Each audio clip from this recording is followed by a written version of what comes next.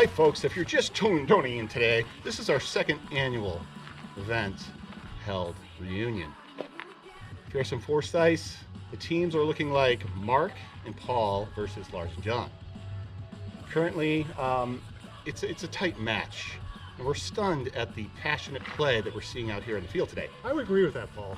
You know, we're really seeing everyone put it on the line today, not holding back, but the team, you know, the sportsmanship, the team spirit is there, and it's a beautiful day, but we're kind of concerned about the weather and the impact, how that's going to have on the players. You know, the clouds are looming, but I think that the spirit's high, so I'm going to throw it over to Lars and see what he has to say. Okay, let's bring it over to our color commentators.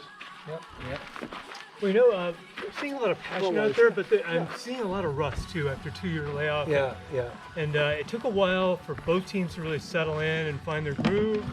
I thought the cornhole match really heated up in the second game. Yeah. And things, you know, both teams were really having some amazing rounds there. What do you think? Yeah, I really agree with you on that. I think the contract negotiations over the last 2 years really interfere with the players. I think there was a mental aspect. Yeah, and that play, you know, like the wrist movement, like if we could do an instant replay on those close-up shots, you could just see like there's a certain technique that I know I was lacking on some of those.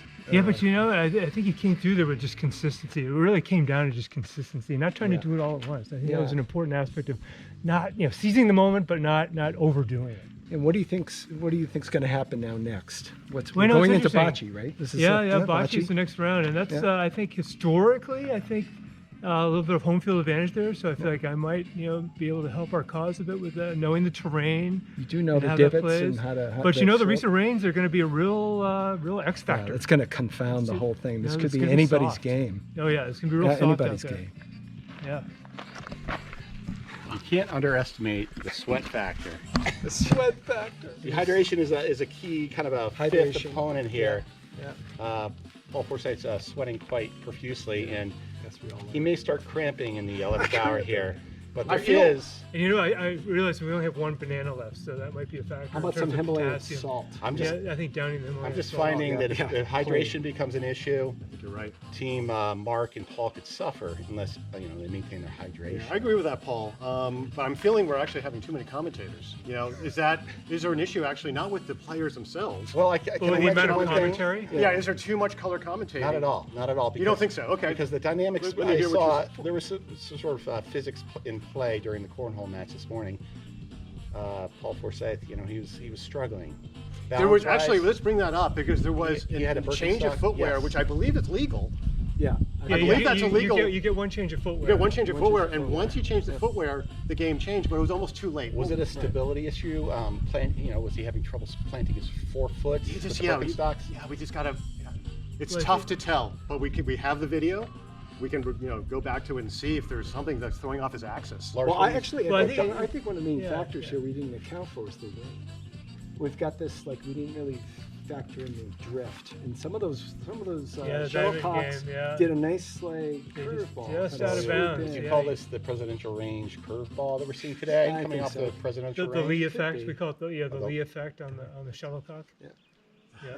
There's a lot of let's- moving parts. And that's all I really have to say. You know, the moving parts are Still moving. Lars, can you still moving. Lars, can you talk to the ever-present bug situation? Where do we stand? You know, right I'm now? actually surprised that the deer flies, the ever-present orbiting deer flies, have not been an issue so far today. I've not seen them. We haven't seen a lot of carnage. Knock on whatever this is, metal. I think bugs have not really been an issue. That's not a factor then. But Mark, we back both to you. need to understand that both teams are playing under the same circumstances. This It's is- not like That's- one team that's has bugs right. and the other doesn't, depending on what side of the net you're on.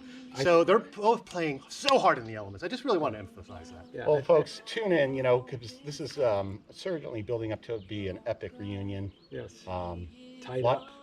Anything goes. Tied up. Oh, So we yeah. have bocce next, Yeah, Bocce? and then maybe another round of cornhole. there could be. Yeah, we'll see how it yeah. goes. Yeah, there might, As we get the if the oven, tiebreaker is needed. get the ovens ready, then there's T one- triple D. T triple B's in there before things wrap today. There will be a T triple B. Yeah. Yeah. And I The think that we need to exhibition show off tournament. our patches. It's right there. Just kind of bring There it we in go, right there. bring it Yep. in. So I'm Oh, seem to yeah. be getting a little Oh, delaminated. mine's Yeah, coming mine's off. I'm getting a little D-lamb, so it might be a stitching thing at some Yeah, I point. think Yeah, I think so too. stitching time Nice. saves 9. Yeah.